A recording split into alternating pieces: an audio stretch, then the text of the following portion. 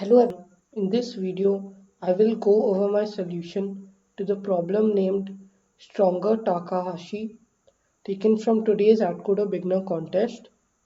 This problem is problem E, and this problem is an excellent problem which not only introduces you to Dijkstra's algorithm on a grid, but it also tells you how to we modify the standard Dijkstra's algorithm on a grid to solve this problem.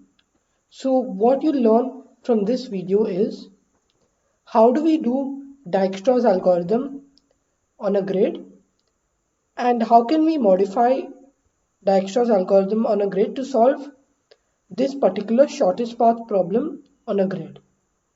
So at first sight this may not seem like a shortest path problem, but then I will convert this problem to a shortest path problem on a grid, and then I'll show you how we can use Dijkstra's algorithm to solve that shortest path problem. So first let's look at the problem statement. In this problem we are given a grid of H rows and W columns where some cells are obstacles. Now we need to find the shortest path from the position 1, 1 to the position H, W. If we cannot go on the cells which are obstacles, and we can free a 2 by 2 square grid which has obstacles and with a cost of 1. So for example, in the first sample test case, the obstacles are denoted by the hash sign and the free cells are denoted by the dot signs.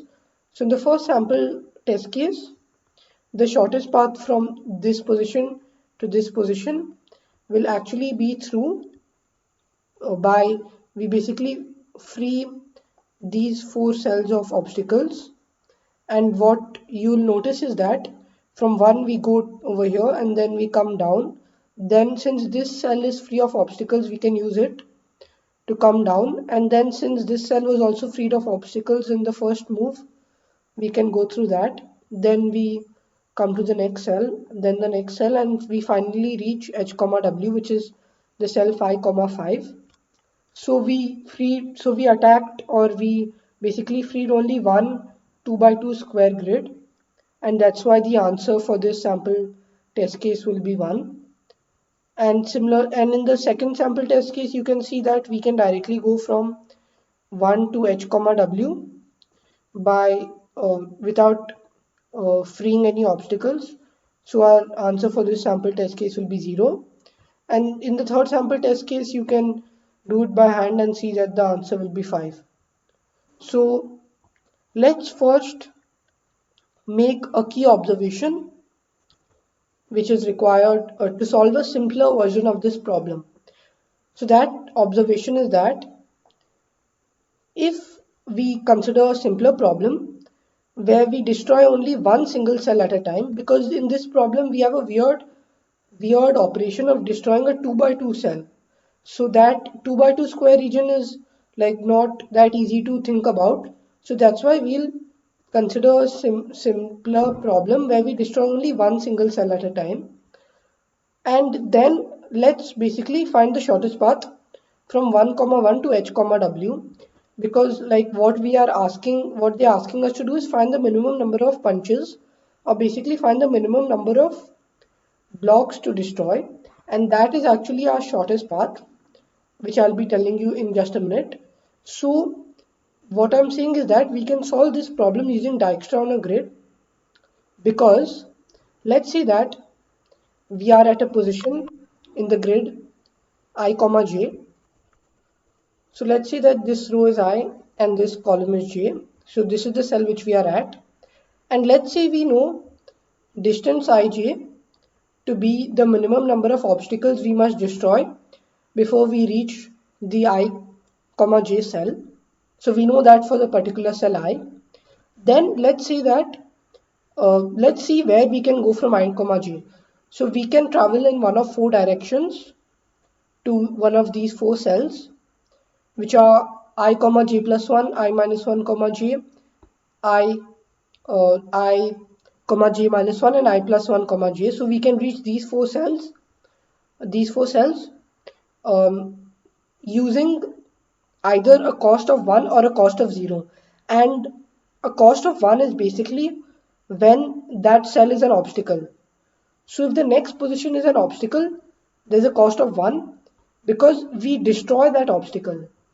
That's why we are going to be basically using one more operation, and that's why our distance of the next position will be distance ij plus 1. However, if the next position is not an obstacle, then our plus 1 will basically not be there. We'll have a plus 0. So that's why we know that from I comma j to the next position, which is one of these four quantities, we either do a cost of plus 1 or a cost of plus 0. And that's why we can use Dijkstra's algorithm, Dijkstra's shortest path algorithm, to solve the problem on this grid. I'll show you how we can implement this, so don't worry if you don't know how exactly we can implement this. Watch till the end of the video, and in the end of the video I show you how we do Dijkstra's algorithm on a grid. I'll show you the implementation at the end of this video. So this is the simpler version of the problem, which is basically a direct application of Dijkstra on a grid.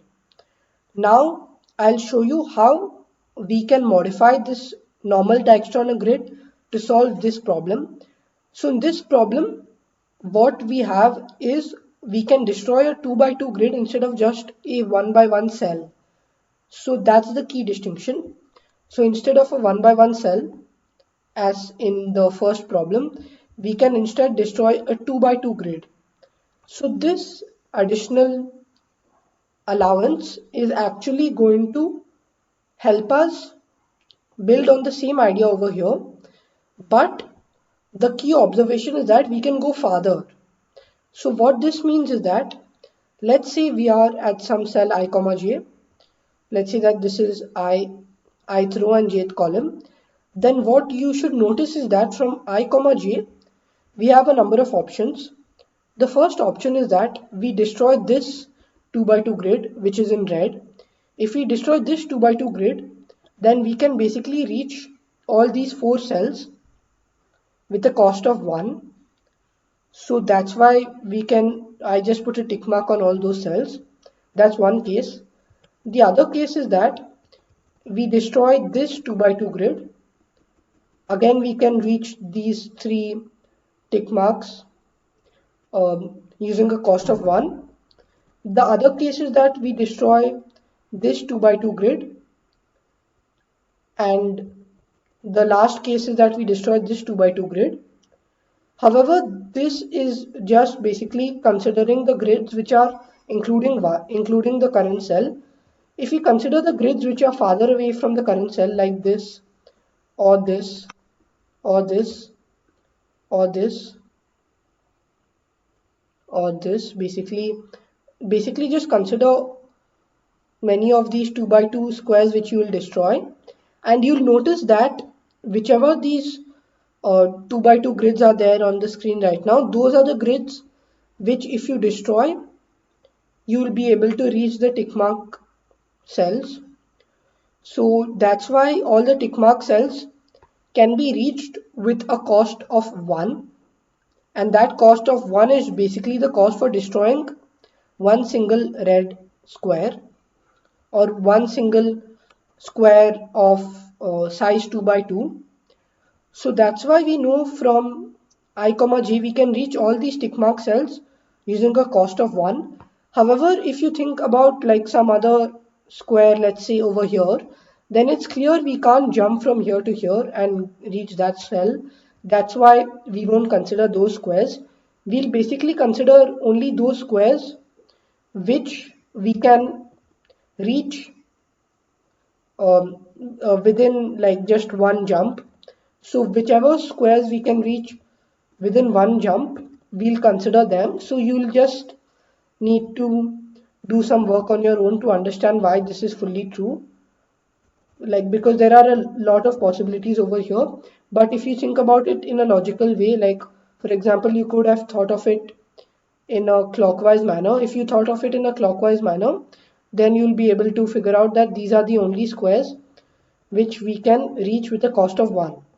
So that's why what we can actually do is update those cells which are with a tick mark over here, update those cells with a cost of +1, and the remaining cells which are directly connected with the current cell, which are basically like in the first scenario, these cells which are not obstacles are directly connected. So that's why those cells will have a cost of 0. So our first problem rule applies. But the additional thing is that we can update with a cost of +1 more cells. So we can basically reach a farther area with a cost of +1. So this is a major change which I'll be doing. And then we can just apply the exact same Dijkstra grid algorithm to solve the to solve this new problem. So that's the only difference which we need to make, going from like step 1 to step 2, or from the easier problem to the harder problem. And now I'll show you the code so that you can understand this solution better. So in any Dijkstra on grid or BFS on grid problem, what you need to do is you need to make a vector of pairs called change, and that vector of pairs will tell you how much the coordinates will basically change when you go from one position to another position. So for example, let's say you're going from ij to I minus 1 comma j, then what the change vector will basically look like is a pairs of minus 1 comma 0, 0 comma minus 1, 1 comma 0, and 0 comma 1. So these are the same four orders. So the first one is basically going from ij to I minus 1 comma j.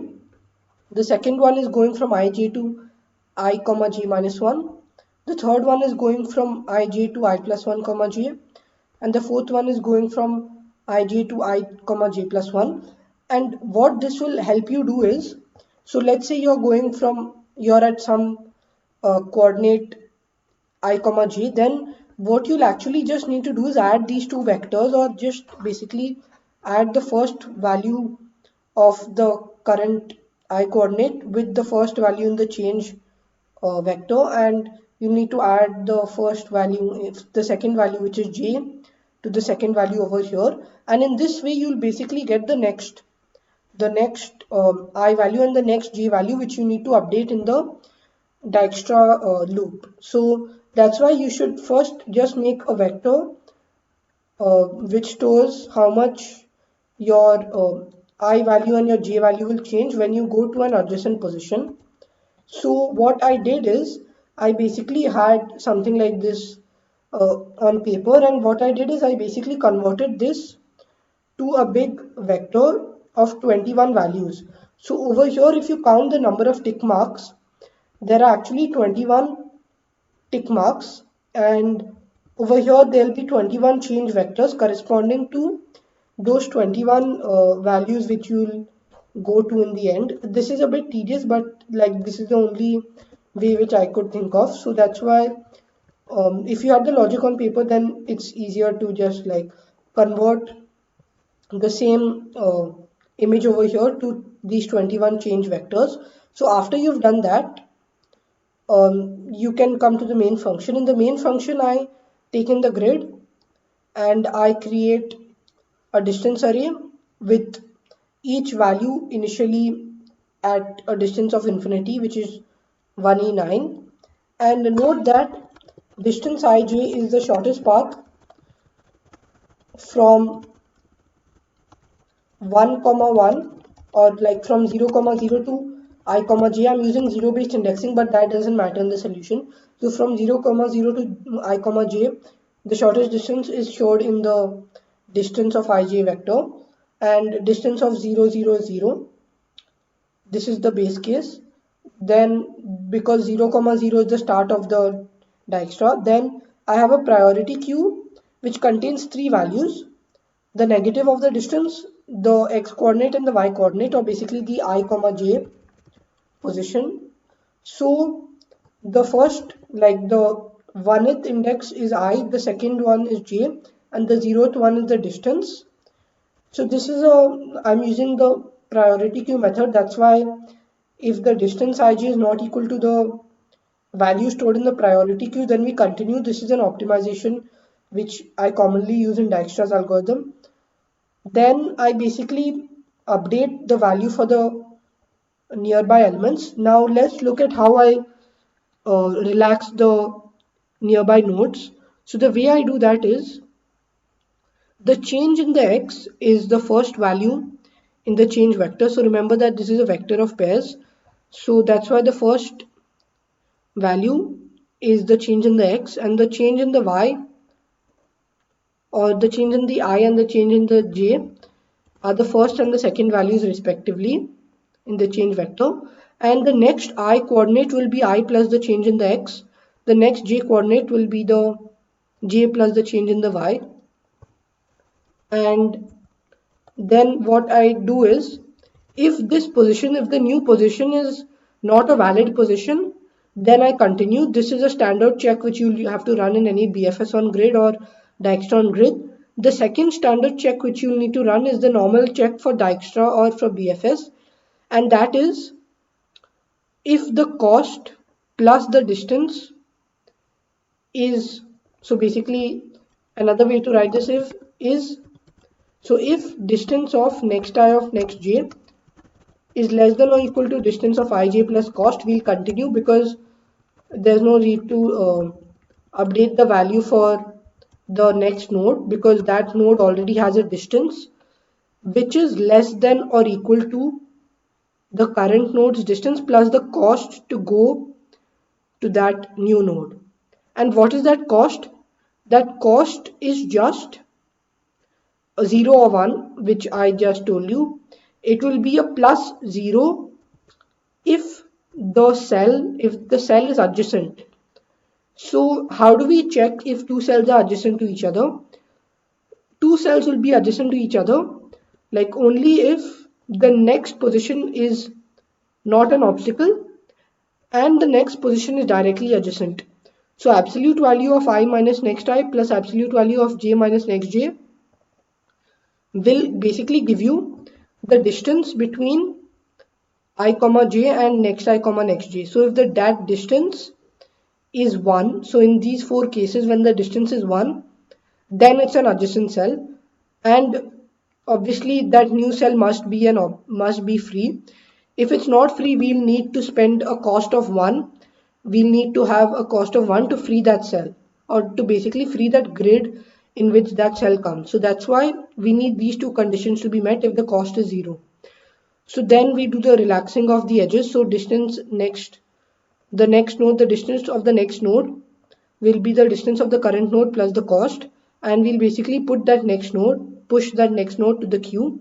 In the end, we basically print the distance of the last node, which is n minus 1 comma n minus 1, and this is basically the whole code.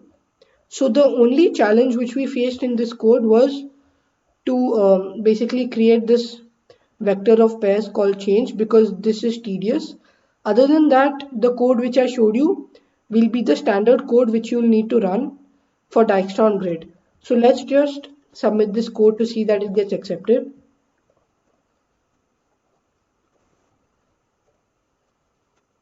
So as you could see, my code got accepted.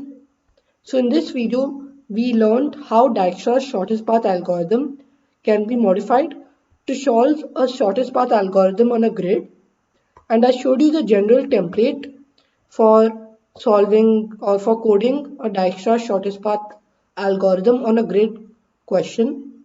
So if you liked this problem and my solution to this problem, don't forget to give this video a thumbs up. Also do consider subscribing to my channel for more such content. Thank you.